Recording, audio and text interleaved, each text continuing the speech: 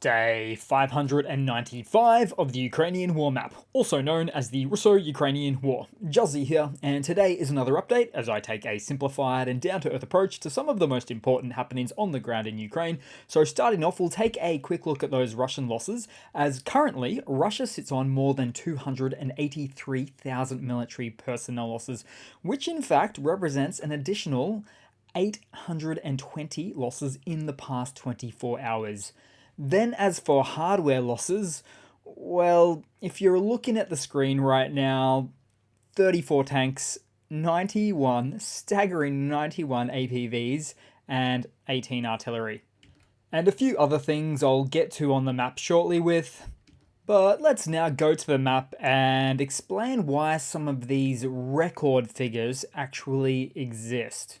As in the last day, there was perhaps the largest offensive operation performed by the Russian military in recent times. And I would say, oddly, Russia choosing to perform its large-scale assault operations in one of the most heavily fortified, heavily defended Ukrainian positions on the entire map, Avdiivka.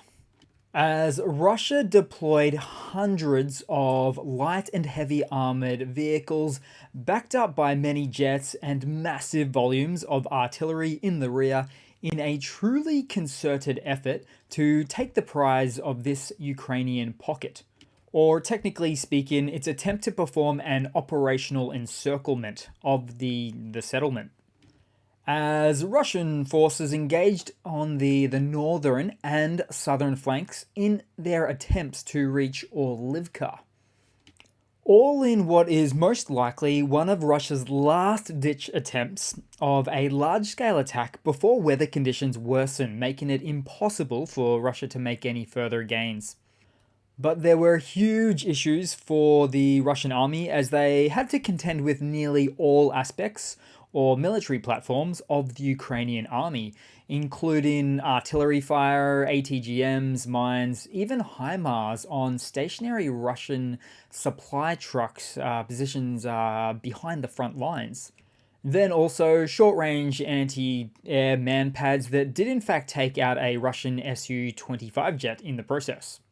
But in the end, the Russian assault brigades appeared to concede that they were not going to be taking Avdiivka in this latest Rush attack.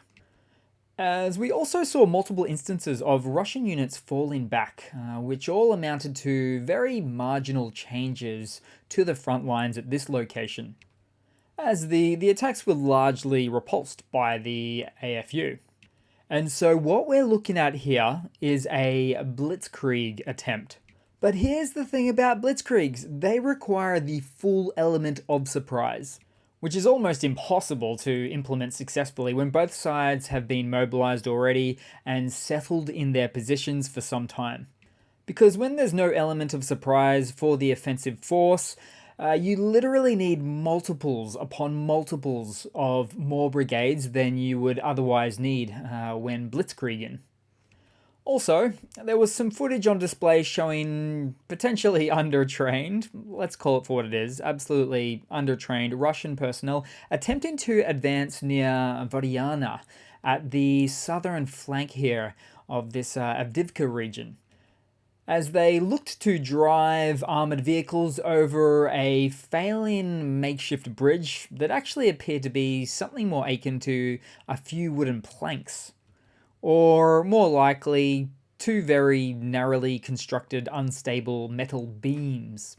So as soon as that one guy fell over, this armoured column decided to give up its advance pretty quickly.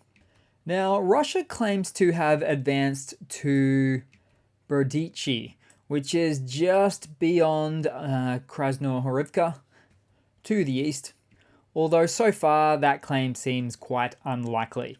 But I do understand why Russian command would make the claim, as they certainly have to claim some sort of victory from events like these, instead of going back with their tail between their legs, admitting to an embarrassing defeat or catastrophic failure of yet another failed Russian advance attempt.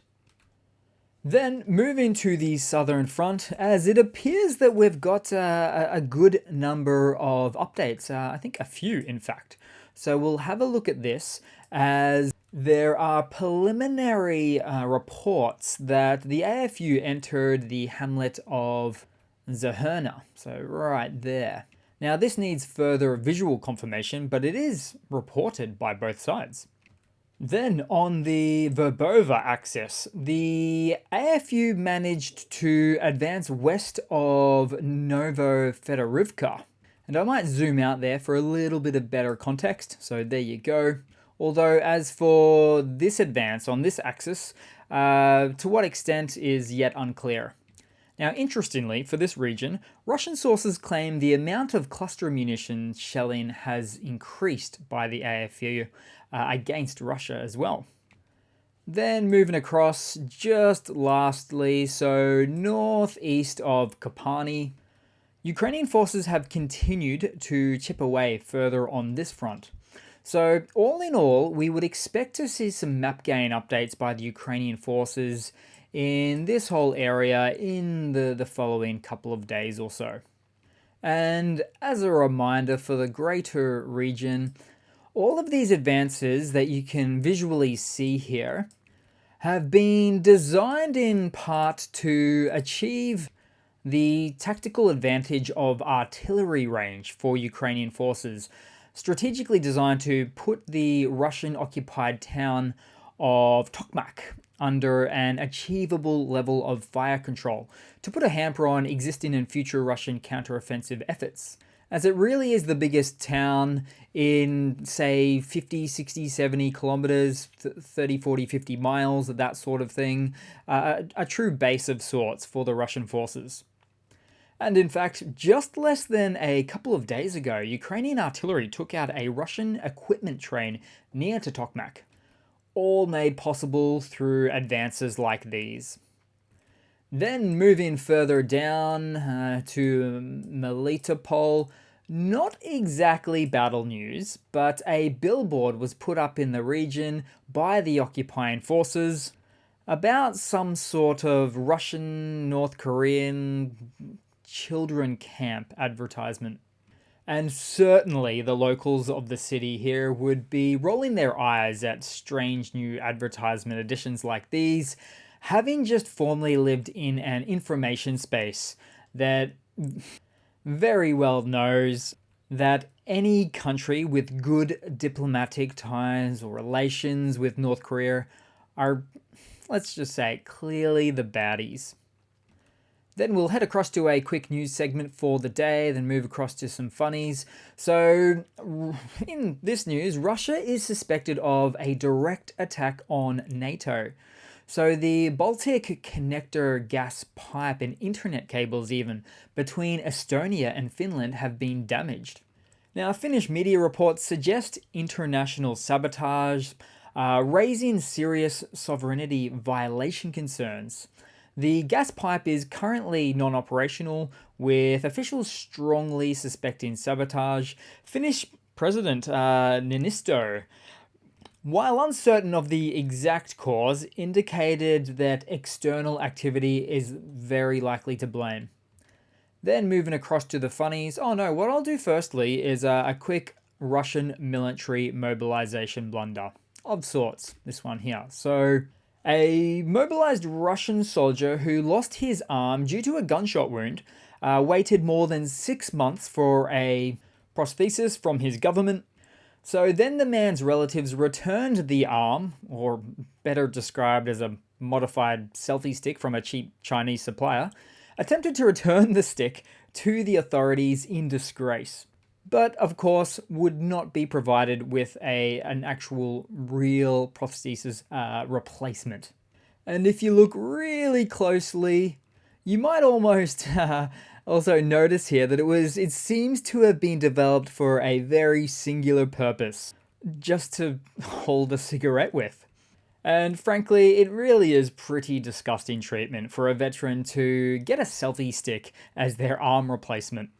It actually somehow reminds me of a Russian pamphlet I showed you guys, I think late last year, seeming to show a sort of a buy one, get one free deal for Russian veteran amputees. Almost as if it was just expected that Russians would lose multiple limbs in high volumes in this war. And in a completely unrelated comment of mine, hey, if you like the video, how about giving it a thumbs up? And I really tried not to laugh just then. Then in a couple of quick funnies to round it all off today, guys. So we've come across Russia's new super advanced high-tech rocket artillery loading system. The old trusty crate smashing and hammering technique, of course. Now this looks to be for the Soviet BM-21 Grad rocket launcher, being reloaded with 5 minutes of hard labor per rocket in a probably unsafe stationary position, fearing Ukrainian FPV drones in the skies. But I'd be naturally more worried about the literal rocket that is basically being attacked right in front of my face. And so we see them finally finishing off this one with only 29 more to go by my former count.